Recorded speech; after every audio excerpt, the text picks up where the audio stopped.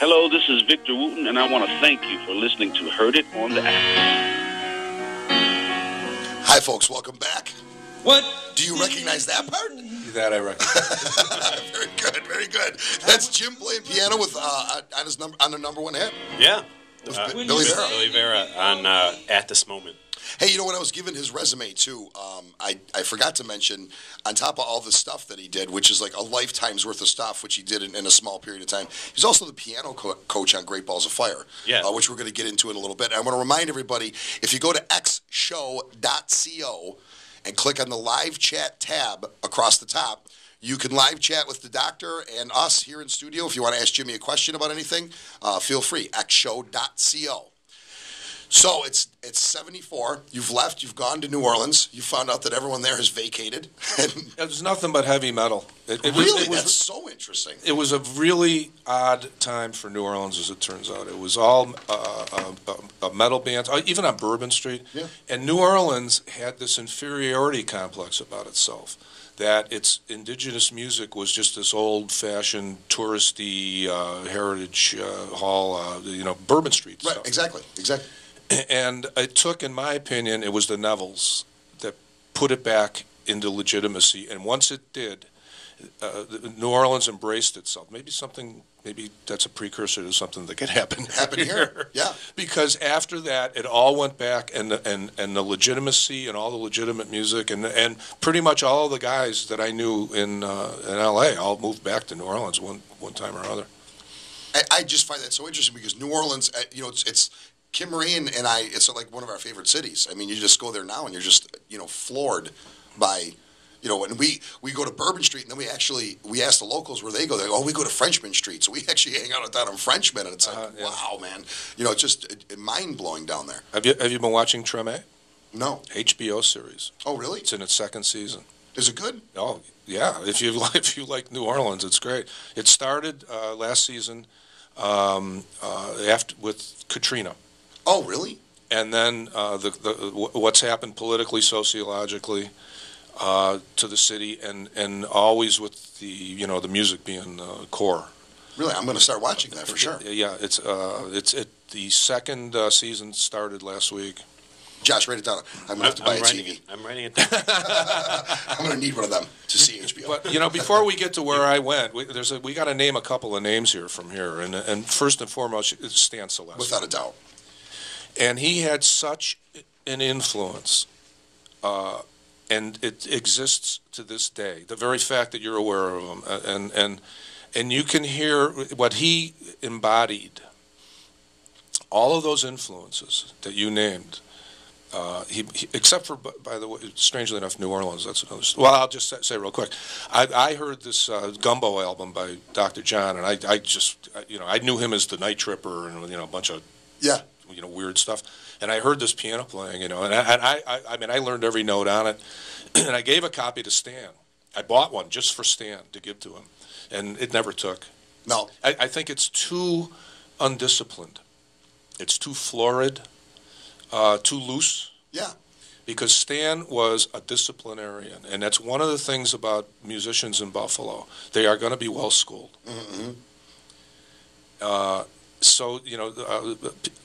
Stan still is the standard for. It's amazing to me now, 40 years later, 50 almost. Well, 50 for him. How much of an influence he himself had, but his influences, because as you know, he was hanging around with the guys in the band. Yeah, Ronnie Hawkins and the Dankos and. Mm-hmm. And Robbie Robertson, was influenced by guys like Roy Buchanan, and that whole amalgam of Americana, this southern, this almost Appalachian music, and you can trace that back, basically to slavery and the interaction of slaves with indentured servants and. And how that all grew, and that whole thread. I mean, it like the Underground Railroad or something. That stream came right through Buffalo. Yeah, it's true. It's true. And when I did get out to L.A. and I found out that guys never learned all these different things. There was way too much to do. But I mean, here we are in winter. What else are you going to do? So I'm sitting with a turntable. You know something too, though. I have a theory on the whole East Coast West Coast thing. I mean, the East Coast has been in existence since the beginning of this country. Very true. Where Good point. Where the West Coast, really didn't even have its giant movement until the 30s, 40s. That's when it started getting really populated, on the West Coast. So I don't want to say that they lost out on culture because they certainly have their own culture there, but it's different. It's just a different vibe. We're really going to digress here, but this is to me politics, statehood, and law enforcement drastically different between the East Coast and the West Coast. I think because the East Coast was established as a movement against an authoritative government. Basically the revolution. Right. So there was a lot of awareness of we don't want government and enforcement telling us what to do. By the time you get to be 100 years later and 3,000 miles away, the states in the West were formed basically by corporations. The mining interests, the timber interests, the railroad interests. First they made them territories, and then they got them statehood. And the political and enforcement system in many cases were the private the Pinkertons, the private guard systems that were separating the companies from the population. In other words, it was an us and them. Mm-hmm. And I think it still is out west. I think that there's the government, us, and then there's the population, them. And the difference I can just sum up is in New York City, if you're in Manhattan and you see a cop, you relax. In L.A., you see a cop, you get nervous. You get nervous. It's true. It's true. That's absolutely and that's without having to know anything. Right. Yeah, it's true. It's absolutely true. But sure, culturally, it's way different. But it freed things up also, and it's much freer. So we get you out to the West Coast now, and because you're from Buffalo, did doors fly open for you? Or No. Oh no. No, I didn't know anybody. Like everybody else. What a gutsy move, too. Oh, well, let me tell you, I got halfway through Ohio, and I started to have buyer's remorse big time. I envisioned it as this giant rubber band, and it wanted to spring me back to Buffalo, yeah. And then I got to a certain point, and the rubber band broke. But you probably told all your buddies already, and you had to save face or something. What are you going to do? I didn't, like I said, I really didn't have any choice. I mean, there were a lot of people from here that are my contemporaries that were either there then, like Ronnie Davis and Willie Sholkoff, and Doug Morgano went out with me. And everybody ended up. Was Gary out there? Was Gary Malabar out there? Gary was certainly out there, and that was one of the things when you got out there from Buffalo. Everybody from Buffalo, first thing they did was they hit up on Gary, get me a gig. And I didn't do that. In fact, within a week or two, it became plain to me that why did I drive all this way to hang around with people from a city where I had to leave anyway? Right. And kind of started developing, other relationships, and it was pretty. It got kind of ugly. I was just answering ads over and over and everything, and there's a lot of them, boy. Yeah. And just trying to get something to stick. I mean, it got very depressing. In fact, at one point, I'd come from some rehearsal or some showcase or whatever. And by the way, at the same time, I'm turning down paying gigs because I felt if I was going to do that, by paying gigs, I mean bar gigs. Bar gigs, yeah. Right, and which out there meant basically restaurant lounges, right. That kind of thing. I said, if I was going to do that, I might as well stay in Buffalo. I mean, I came out here for something else, So I'm going through my money. I'm not really making money, trying to just expose myself because I had this feeling, and then very much from being from Buffalo, I had this confidence that if I could just be exposed, that I would get a positive response. And that's how I went at it. So, what was the first break for you, where you were able to? A guy from Toronto named Danny McBride. And I think there's another one, but this guy was from Toronto, and he was in L.A. and somehow got my number from the Buffalo connection. And he put a band together. It was called a Pacific Coast Highway. We had an ex-Steppenwolf bass player, Nick St. Nicholas. Okay. But anyway, my whole MO was I'm going to do anything and meet people, right? So I met them. The drummer that was in that was a guy named Bo Siegel, Bo Siegel would eventually be the drummer in Billy and the Beaters.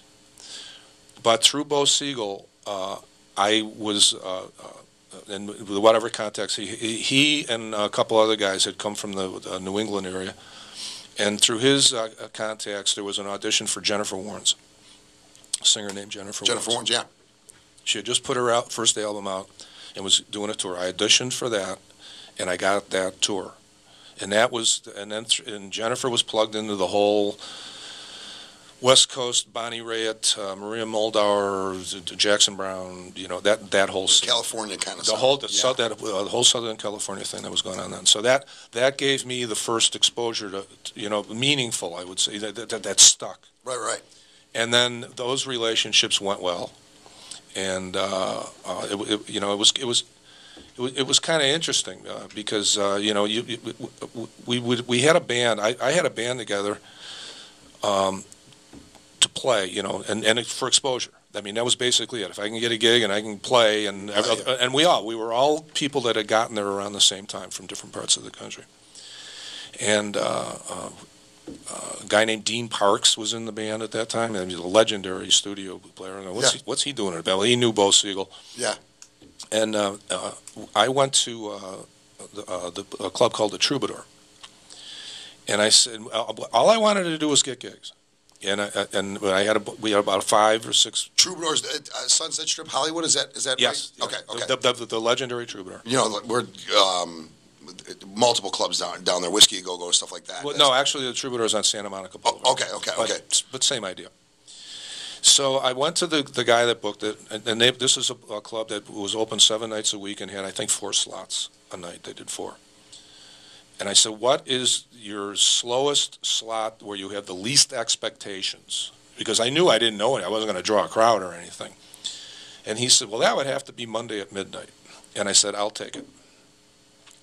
So we put this band together, and we were all starting to meet these people.